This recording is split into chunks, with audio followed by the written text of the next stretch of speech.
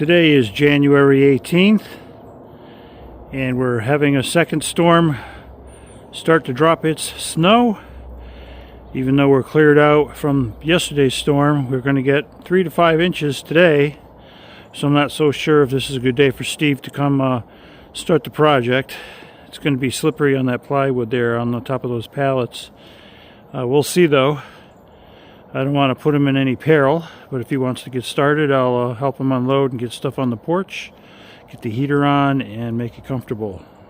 So what I want to do next is I want to fire up this torpedo heater. This is a first time fire up, so I want to make sure I'm familiar with the startup procedure, and then when Steve comes over, the spot inside of here can be nice and warm. Alright, so yesterday I hooked up the tank, got that all tightened up. I'm going to take a quick look at the instructions. I got the power wire here to run the magneto that sparks the fire. So let me just double check the instructions. Alright, so I think we're ready to try this out. So connect the power supply.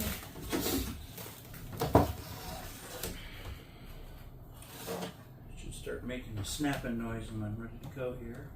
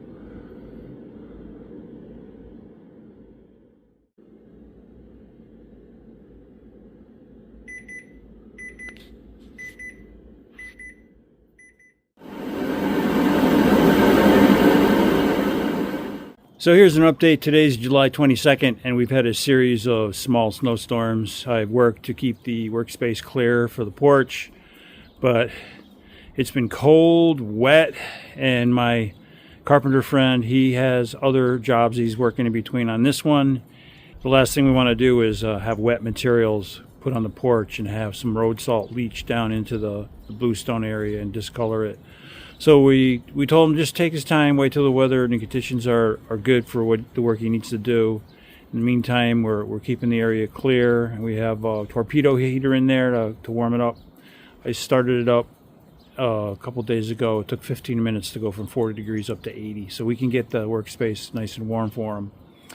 We're expecting a very substantial snowstorm this weekend, so I doubt anything's going to happen this weekend as well. Don't panic, don't panic. So we're just waiting, biding our time until the conditions are correct to move forward on the project. So with that in mind, I just wanted to keep everybody in the loop. We haven't stopped work. The conditions aren't appropriate for what we want to do.